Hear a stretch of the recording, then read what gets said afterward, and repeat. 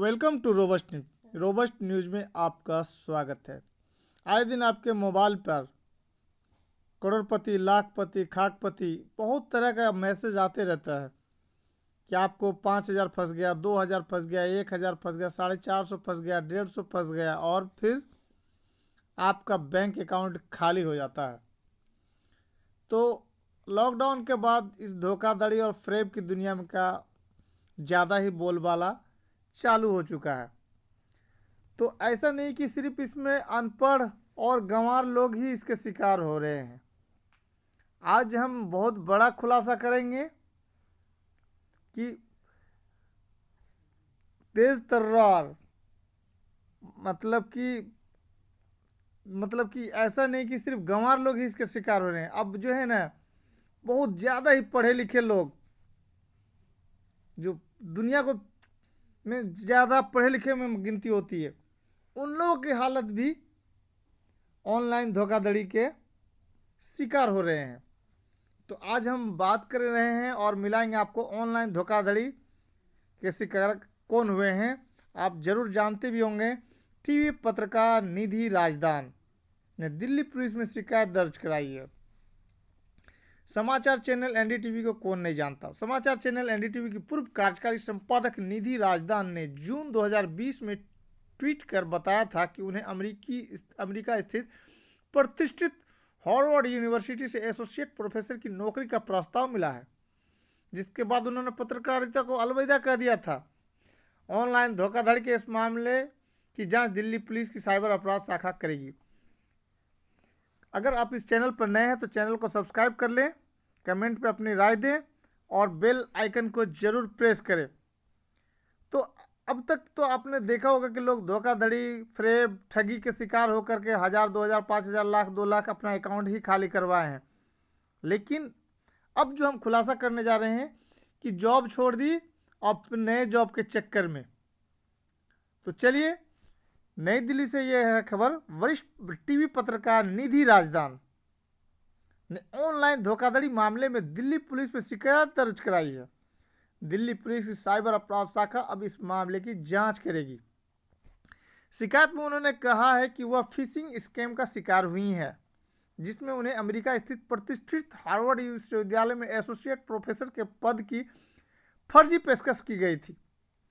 निधि राजदान ने सोमवार को दिल्ली पुलिस में धोखाधड़ी, ठगी, पहचान का फर्जीवाड़ा और अज्ञात आरोपी द्वारा पहचान छिपाने सहित संज्ञेय अपराध की शिकायत दर्ज कराई है। इससे पहले उन्होंने जम्मू कश्मीर में इसी तरह की शिकायत 16 जनवरी को दर्ज कराई थी, जब वह श्रीनगर में थी। निधि राजदान ने ट्वीट कर कहा था, मुझे यह यकीन दिलाया गया था कि मैं सितंबर में हार्वर्ड यूनिवर्सिटी में सितंबर 2020 में अध्यापन कार्य शुरू करने वाली हूं, लेकिन जब मैं अपनी नई जॉब के लिए तैयारी कर रही थी तब मुझसे कहा गया था कि कोरोना वायरस महामारी की वजह से कक्षाएं जनवरी 2021 में शुरू होंगी। दिल्ली पुलिस के एक वरिष्ठ अधिकारी ने कहा कि दक्षिण पूर्वी दिल्ली में दर्ज कराई गई शिकायत के आधार पर जांच की जाएगी। कथित स्कैम में शामिल लोगों के साथ ईमेल पर हुए संवाद और मामले से जुड़े अन्य दस्तावेज भी शिकायत के साथ लगाए गए हैं। उनके वकील श्री सिंह ने कहा कि राजदान को दिसंबर 2019 में एक ईमेल प्राप्त हुआ था, जिसमें उन्हें कथित तौर पर हार्वर्ड विश्वविद्यालय में पत्रकारिता विषय पढ़ाने के लिए एसोसिएट प्रोफेसर पद की पेशकश की गई। इसके बाद पिछले वर्ष जून में उन्होंने एनडीटीवी के कार्यकारी संपादक पद से इस्तीफा दे दिया था।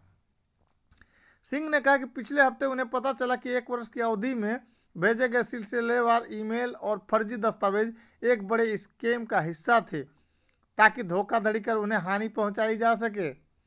निधि राजदान ने साइबर अपराध सेल से अपील की है कि आरोपी का पता लगाने के लिए विस्तृत जांच की जाए और इस सिलसिले में एफआईआर दर्ज की जाए। उनके वकील के मुताबिक उन्होंने हार्वर्ड विश्वविद्यालय से भी कहा है कि इस अपराध की जांच के लिए एफबीआई या अन्य संबंधित प्राधिकार के समक्ष शिकायत दर्ज कराई जाए। हिंदुस्तान की रिपोर्ट के अनुसार वकील श्री सिंह का कहना है कि सोमवार को ग्रेटर कैलाश पुलिस थाने में शिकायत दर्ज कराई गई। सिंह ने कहा कि उन्होंने पहले श्रीनगर पुलिस से संपर्क किया था, लेकिन उन्हें दिल्ली पुलिस से संपर्क करने को कहा गया, क्योंकि यह अधिकार क्षेत्र से जुड़ा हुआ मामला है। मालूम हो कि निधि राजदान ने जून 2020 में ट्वीट कर बताया था कि उन्हें हार्वर्ड यूनिवर्सिटी से एसोसिएट प्रोफेसर की नौकरी का प्रस्ताव मिला है, जिसके बाद उन्होंने पत्रकारिता को अलविदा कह दिया था, यानी नौकरी को छुट्टी कर दिया। इसके 7 महीने बाद 15 जनवरी को निधि राजदान ने एक ट्वीट कर बताया कि उन्हें हार्वर्ड से नौकरी का प्रस्ताव नहीं मिला था, बल्कि वह ऑनलाइन धोखाधड़ी का शिकार हुई। खबर कैसी लगी? चैनल पर अपनी प्रतिक्रिया जरूर दें। चैनल पर बने रहने के लिए बहुत बहुत धन्यवाद। अब हम दूसरी खबर की तरफ रुख करेंगे। क्या प्रधानमंत्री मोदी ने देश की खुफिया जानकारी अर्णव गोस्वामी को लीक की? ये कहना है राहुल गांधी जी का।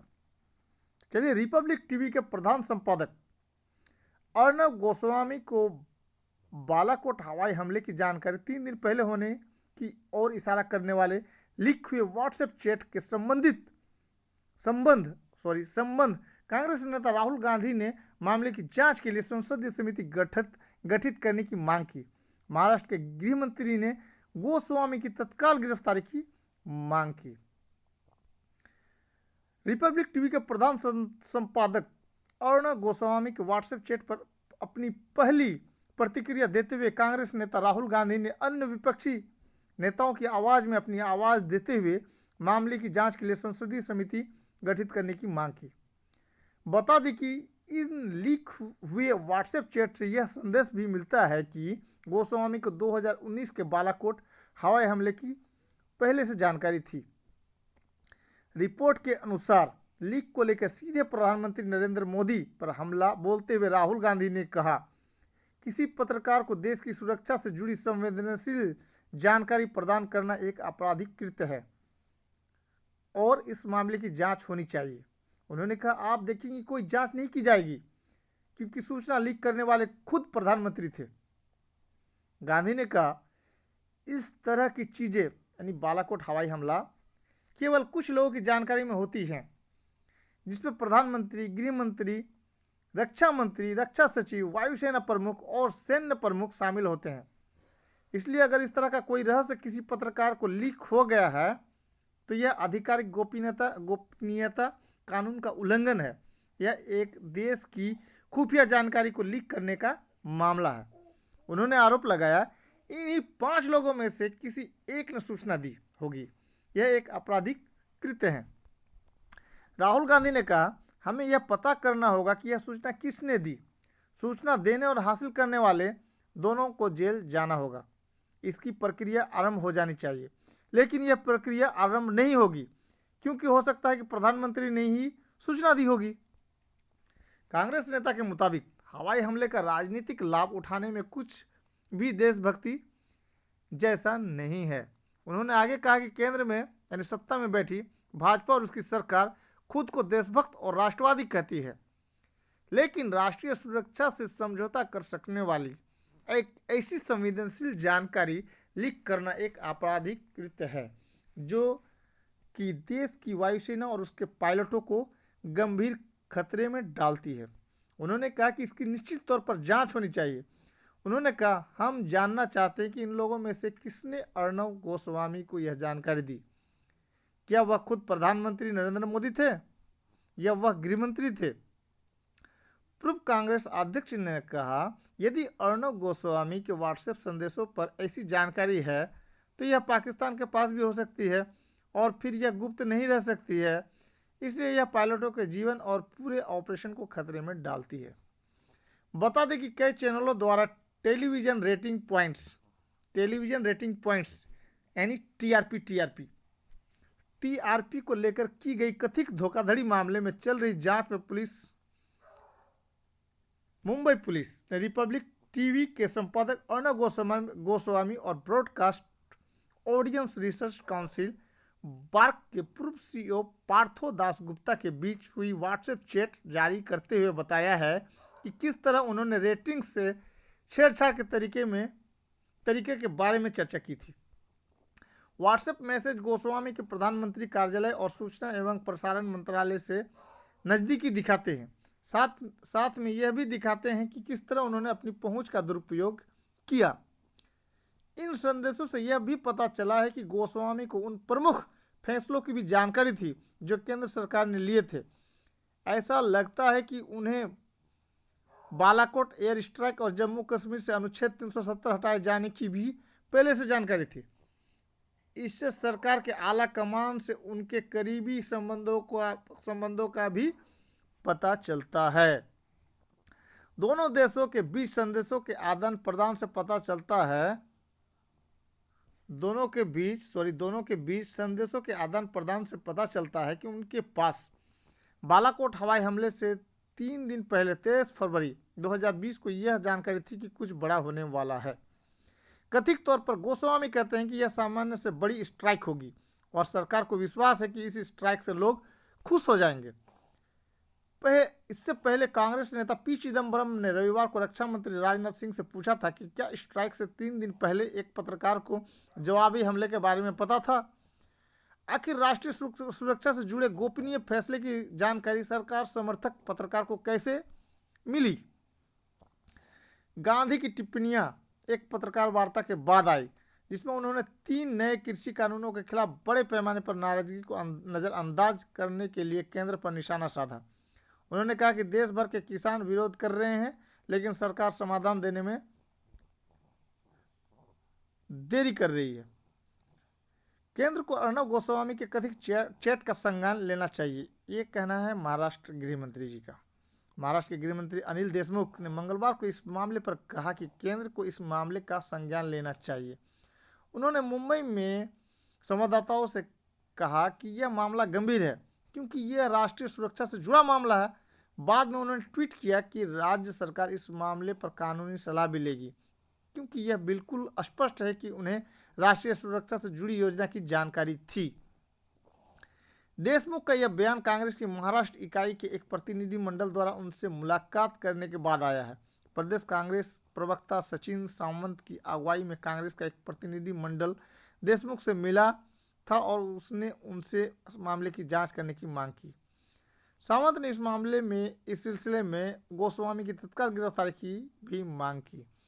कांग्रेस प्रतिनिधि मंडल के साथ मुलाकात के बाद देशमुख ने संवाददाताओं से कहा, यह गंभीर मुद्दा है, यह राष्ट्रीय सुरक्षा का मुद्दा है। केंद्र को निश्चित ही उसका संज्ञान लेने की जरूरत है। उन्होंने बाद में ट्वीट किया, हम इस मामले पर कानूनी सलाह भी लेंगे क्योंकि यह बिल्कुल स्पष्ट है कि उन्हें राष्ट्रीय सुरक्षा से जुड़ी योजना की जानकारी थी। उन्होंने लिखा, राज्य सरकार वरिष्ठ पुलिस अधिकारियों के साथ चर्चा के बाद आगे की कार्रवाई करेगी। देशमुख को सौंपे एक ज्ञापन में कांग्रेस प्रतिनिधि मंडल ने कहा कि यह बड़ी चिंता की बात है कि गोस्वामी को न केवल सशस्त्र बलों के राष्ट्रीय सुरक्षा अभियानों के बारे में बहुत ही गोपनीय विषय की जानकारी थी, बल्कि वह उसे दास गुप्ता के साथ खुलेआम साझा कर रहे थे। कांग्रेस ने सवाल किया कि कैसे गोस्वामी को पाकिस्तान में वायुसेना के सीमा पार हवाई हमले से कई दिन पहले ही कथित रूप से उसकी सूचना मिल गई। पार्टी ने कहा कि यह शिष्टतम स्तर पर राष्ट्रीय सुरक्षा के साथ समझौते को दर्शाता है। ज्ञापन में कहा गया है, हम आपसे अनुरोध करना चाहते हैं कि सशस्त्र बलों के अभियान से कई दिन पहले ही उसके बारे में संवेदनशील एवं गोपनीय सूचना लीक करने की जांच का आदेश दिया जाए और यदि जरूरी समझा जाए तो अर्णब गोस्वामी के विरुद्ध सरकारी गोपनीयता कानून 1923 के तहत मामला दर्ज किया जाए। सावंत ने एक बयान में आरोप लगाया कि गोस्वामी के 3 दिन पहले ही हवाई हमले के बारे में पता चल गया था। उन्होंने कहा, कैसे गोस्वामी को ऐसे गोपनीय एवं संवेदनशील सूचना मिली। यह एक प्रकार का देशद्रोह और गोस्वामी को तत्काल गिरफ्तार किया जाना चाहिए। इससे पहले बीते 18 जनवरी को शरद पवार की अगुवाई वाली राष्ट्रवादी कांग्रेस पार्टी ने सरकार से गोस्वामी एवं दास गुप्ता के बीच कथित चैट की जांच के लिए संयुक्त संसदीय समिति बनाने की मांग की थी। राष्ट्रीय सुरक्षा के मुद्दों को टीआरपी का तमाशा बना दिया गया है, ये कहना है महबूबा मुफ्ती जी का। जम्मू कश्मीर के पूर्व मुख्यमंत्री और पीडीपी अध्यक्ष महबूबा मुफ्ती ने आरोप लगाया है कि राष्ट्रीय सुरक्षा और अति महत्वपूर्ण मुद्दों को एक टीआरपी तमाशा बना दिया गया है। मुफ्ती रिपब्लिक टीवी के प्रधान संपादक अर्णब गोस्वामी और टेलीविजन रेटिंग एजेंसी बीआरसी के पूर्व सीईओ पार्थो दास गुप्ता के बीच उन कथित व्हाट्सएप संदेशों पर प्रतिक्रिया व्यक्त कर रही थी जो मुंबई पुलिस द्वारा टीआरपी घोटाला मामले में दायर दायर पूरक आरोप पत्र का कथित तौर पर हिस्सा है।